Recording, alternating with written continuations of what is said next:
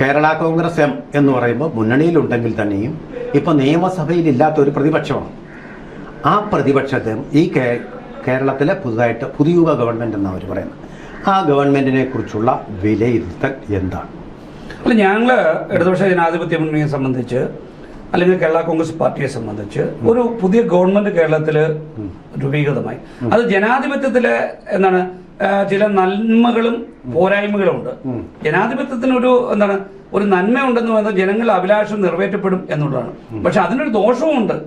ഈ ജനാധിപത്യത്തിൽ ചില തെറ്റായ വഴികളിൽ ചിലരൂടെ കടന്നുകൂടും. അപ്പം എന്നിരുന്നാൽ പോലും ഈ ഗവൺമെന്റ് എല്ലാവിധമായ ഭാവുകങ്ങളും, അതായത് തെരഞ്ഞെടുക്കപ്പെട്ട ഒരു ഗവൺമെന്റിന് എല്ലാവിധ ഭാവുകവും ഞങ്ങൾ നേരാൻ ഈ അവസരം ഞാൻ ഉപയോഗിക്കുകയാണ്. ഇനി ഈ ഗവൺമെന്റ് ജനങ്ങൾക്ക് വേണ്ടി ഭരിക്കട്ടെ. അവര് പറഞ്ഞിട്ടുള്ള കാര്യങ്ങളെല്ലാം നടപ്പിലാക്കണം. 21,000 രൂപ ഞങ്ങൾ ആശാ വർക്കർമാർക്ക് കൊടുക്കുമെന്ന് പറഞ്ഞ് അവർ നിറവേറ്റണം. 3,000 കൊടുത്തുള്ളൂ. എന്തേ കൊടുക്കാഞ്ഞത്? എന്തേ വി ഡി സതീശൻ അന്ന് അദ്ദേഹത്തിന്റെ ടോക്കുകൾ പ്രസംഗങ്ങൾ നമ്മുടെ കയ്യിലുണ്ട്. എന്തുകൊണ്ട് ഇതുവരെ ഈ പറയുന്ന സ്ത്രീകൾക്ക് സൗജന്യ യാത്ര അനുവദിച്ചില്ല?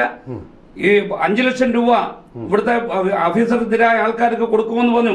25 ലക്ഷം രൂപയുടെ ഇൻഷുറൻസ് ഇവരെ ഭരണമേറ്റില്ലേ? എത്ര ദിവസമായി? എന്തേ ഇതുവരെ കൊടുത്തില്ല? ഇവർക്ക് കൊടുക്കാൻ പറ്റില്ലെന്നേ. എങ്ങനെ കൊടുക്കും? എവിടുന്ന് കൊടുക്കും? ആരുടെ വീട്ടിൽ നിന്ന് കൊടുക്കും? ആരുടെ കയ്യിൽ നിന്ന്? ഒന്നുകിൽ എവര് നിങ്ങൾ ഖജനാവ് കാര്യമാക്കാൻ സമ്മതിക്കുക?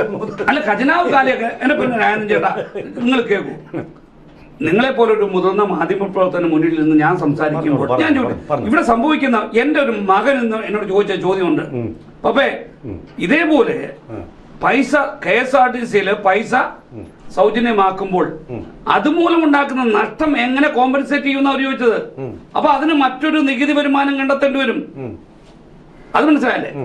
100 രൂപ KSRTCയിൽ നിന്ന് ഒരു കൊല്ലത്തേക്ക് 1 കോടി രൂപ നഷ്ടമെങ്കിൽ ഈ 1 കോടി രൂപ മറ്റൊരു തരത്തിൽ ഈ കേരളത്തിലെ ജനങ്ങളുടെ കയ്യിൽ നിന്ന് കണ്ടെത്തിയവര് അപ്പോഴും അനുഭവിക്കുന്നത് നമ്മളാണ്. നികുതി ഇനത്തിൽ പല നികുതി ഇനത്തിൽ ഇവർ കണ്ടെത്തും. അല്ലാതെ ഒരിക്കലും സായിബാബയൊന്നും അല്ലല്ലോ ഭരിക്കുന്നത്. സായിബാബയാണെങ്കിൽ ശൂന്യാകാശത്ത് പറഞ്ഞത് ശരിയാണ്. ഹിമാചൽ പ്രദേശിൽ അങ്ങനെ ഇലക്ട്രിസിറ്റി ചാർജ് കൂടി ഇതുപോലുള്ള പ്രഖ്യാപനങ്ങൾ നടത്തിയിട്ട് ഇപ്പൊ കേരളം അനുഭവിക്കാൻ പോവാണെന്ന് താങ്കൾ പറയുന്നു. ഓക്കെ, അതിന് തർക്കമൊന്നുമില്ലാത്ത കാര്യമാണ്. പക്ഷെ വേറൊരു കാര്യം പറയുന്നത്, പബ്ലിക് ട്രാൻസ്പോർട്ട് എന്ന് പറയുന്നതിനെ പുഷ്ടിപ്പെടുത്തും. ഇപ്പൊ സ്ത്രീകളൊക്കെ സ്കൂട്ടറിലും അതുപോലെ കാറിലും ഒക്കെ കയറി പോകുന്നവരുണ്ടല്ലോ. നിവർത്തിയില്ലാഞ്ഞ് ഇപ്പൊ അവിടെ പുരുഷന്മാരോടൊപ്പം യാത്ര ചെയ്ത് കഴിഞ്ഞാൽ പല വിധത്തിലുള്ള പീഡനങ്ങൾക്കും അവർ വിധേയരാവുകയും ചെയ്യുന്നുണ്ട്. പലർക്കും അറിയാം, നമുക്കറിയുന്ന നാട്ടിലെല്ലാം അറിയാവുന്ന സത്യമാണ്. അപ്പൊ അങ്ങനെ വരുമ്പോ അവര് കൂടുതലായിട്ട് ഈ ബസ്സുകളിലേക്ക് പോവുകയാണെങ്കിൽ ഞാൻ അതിനോട് യോജിക്കുന്നില്ല. എന്റെ ആശങ്ക പബ്ലിക് ട്രാൻസ്പോർട്ട് മെച്ചപ്പെടില്ല. അല്ല, ഞാൻ പറയട്ടെ, എന്റെ ആശങ്ക ഇപ്പം ഈ പറയുന്ന സംവിധാനം ഇവര് വന്നു നിങ്ങൾക്ക് ഇവിടുത്തെ സ്വിഫ്റ്റ് വണ്ടിയിൽ AC വണ്ടിയിൽ ഇല്ല കൊടുക്കും, കൊടുക്കാൻ സാധ്യത. സൂപ്പർ ഫാസ്റ്റിൽ കൊടുക്കില്ല, മിന്നലിൽ കൊടുക്കും. ഇല്ല, എവിടെയാണ്? അപ്പൊ നിങ്ങൾ എന്താണ് കൊടുക്കുക? ഇവരെന്താ കൊടുക്കാൻ പോകുന്നത്?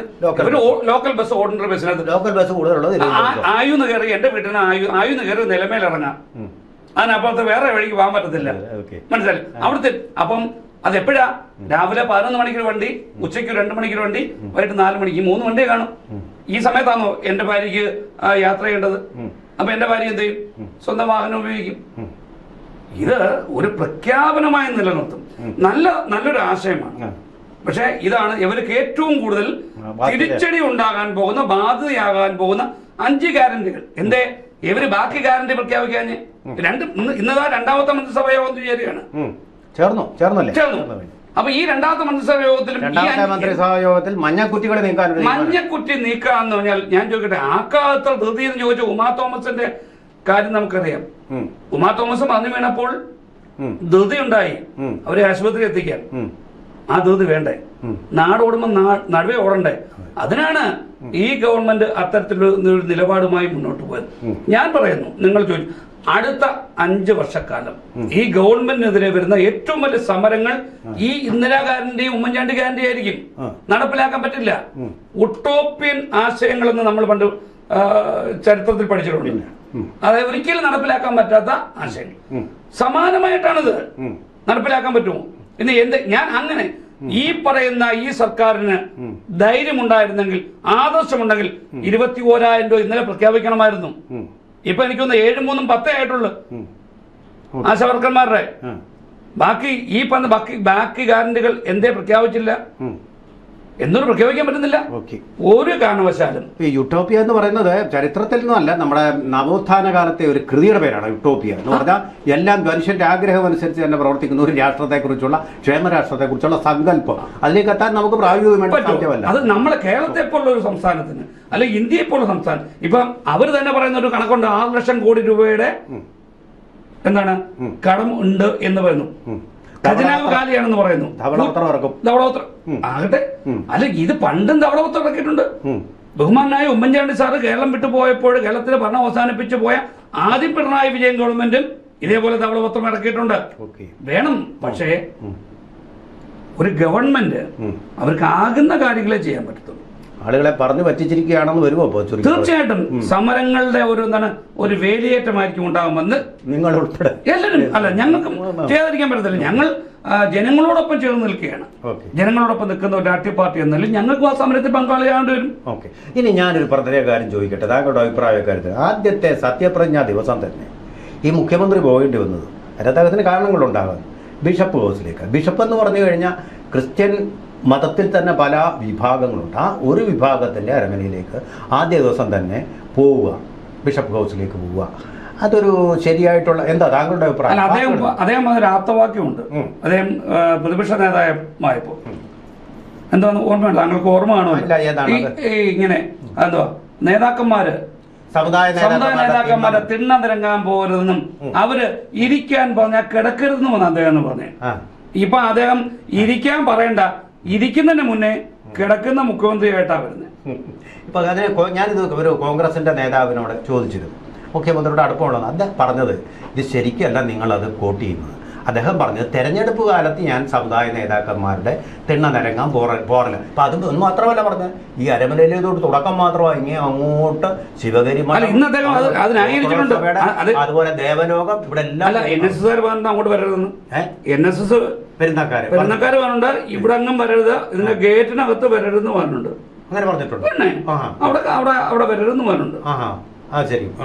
കണിച്ചുകുളങ്ങര അത് വല്ലതും പറഞ്ഞു? കണിച്ചുകുളങ്ങര പിന്നെ എങ്ങോട്ടും എന്താണ് ഇത് ശരിക്കും പെരുന്നേലിൽ നിന്ന് അങ്ങനെ ഒരു പ്രഖ്യാപനം, ഇനി ഇതിനകത്തേക്ക് വരണ്ട, അത് ചിലപ്പോൾ അവർ പറയാൻ സാധ്യതയുണ്ട്. ചെന്ന് കഴിഞ്ഞാൽ അവർ തടയുന്നില്ല, അവർ കേട്ട് കൊടുക്കത്തില്ലെന്ന്. പട്ടി കഴിച്ചിട്ട് കടിപ്പിക്കാതിരുന്ന പട്ടിയില്ല, മന്ദത്തിന്റെ ഒരു സമാധി മണ്ഡപം മാത്രമാണ്. അത് ഇത് ശരിയാണല്ലേ? അപ്പൊ നമുക്ക് ഇത് ആധികാരികമായിട്ട് കേട്ടതാണോ ഇത്? അങ്ങോട്ട് ചെല്ലാൻ അനുവദിക്കില്ലെന്ന്. അപ്പൊ ഈ യാത്ര ഇദ്ദേഹം തുടരുമെന്നാണ് പറയുന്നത്. അവരെല്ലാം ചേർത്ത് നിർത്തുക എന്നുള്ളതാണ്. മന്ത്രിസഭ തുടരും, അതിനകത്ത് അവർ 102 അല്ലേ പറഞ്ഞത്. എല്ലാരെയും ചേർത്ത് നിർത്താൻ വേണ്ടി ഇദ്ദേഹം ഇങ്ങനെ ഒരു യാത്ര നടത്തുക. പുതിയ യാത്രയ്ക്ക് ശേഷം പുതിയൊരു യാത്ര ഇപ്പോൾ വരാൻ പോവുക, തെക്കുനിന്ന് വടക്കോട്ട് എന്നാണ് ഇപ്പം ആ വക്താവ് പറഞ്ഞിട്ട് പോയത്, ഇതേ സ്റ്റുഡിയോയിൽ വെച്ച്. Okay, what ever it is. നിങ്ങൾ എന്ത് തോന്നുന്നു? ഈ വണ്ടി അധികകാലം ഓടുക? എത്ര നാൾ ഓടുക ഈ വണ്ടി? അല്ല, ഗവൺമെന്റ് നിലനിൽക്കും 5 വർഷം പൂർത്തി. തീർച്ചയായിട്ടും അത് ഒരു കാര്യമല്ലേ.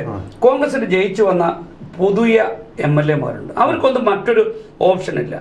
ഇപ്പം മറ്റ് ഉത്തരേന്ത്യൻ സംസ്ഥാനങ്ങളിൽ നടക്കുന്ന പോലെ പാർട്ടിയെ പിളർത്തി അങ്ങോട്ട് പോയാൽ ഒന്നും കിട്ടുന്ന ഒരു സാഹചര്യമൊന്നുമില്ല. നമുക്കറിയാം അപ്പൊ അങ്ങനെ അല്ല, കേന്ദ്രം BJP നമുക്ക് കൊണ്ടുപോകണമെങ്കിൽ BJP ആണല്ലോ. BJP കൊണ്ടുപോയാലും BJPക്ക് ഇവിടുന്ന് 3ന്റെ കൂടെ 71 ആവണമെങ്കിൽ ഒരുപാട് പണിപ്പെടാം. അങ്ങനെ അത്രയും പേരൊന്നും കൊണ്ടുപോകാൻ ഒരു കാരണത്തിനും പറ്റില്ല. അതുകൊണ്ട് ഇവരാരും പോകത്തില്ല. പിന്നെ ഇപ്പോഴും ജയിച്ചു വന്നവരൊക്കെ വളരെ മര്യാദക്കാരായ കോൺഗ്രസ് അഭിപ്രായമാണ് താങ്കൾക്ക്? തീർച്ചയായിട്ടും അവരാരെയും നമ്മള് പഴയ ആൾക്കാർ മോശക്കാരാണ് അങ്ങനെയല്ല. ഈ ഇപ്പം വന്നിരിക്കുന്ന ന്യൂ ജനറേഷൻ MLA-മാർ കോൺഗ്രസിന്റെ ആദർശവുമായി പൊരുത്തപ്പെട്ട് നിൽക്കുന്നവരാണ്. അവർക്ക് ഗ്രൂപ്പ് പോലും ഇല്ല. അവിടെയാണ് ശ്രദ്ധിക്കുന്നത്.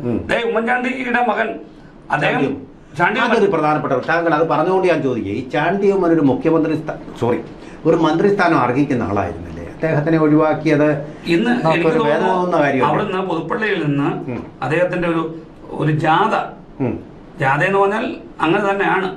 അദ്ദേഹം അവിടുന്ന് വരുന്ന കൂട്ടത്തിൽ അവിടുന്ന് ആൾക്കാരെല്ലാം വാഹനവുമായി കൂടെ അദ്ദേഹത്തിന് പുറകെ വരികയാണ്. വരുന്നു, പലയിടത്തും സ്വീകരണം.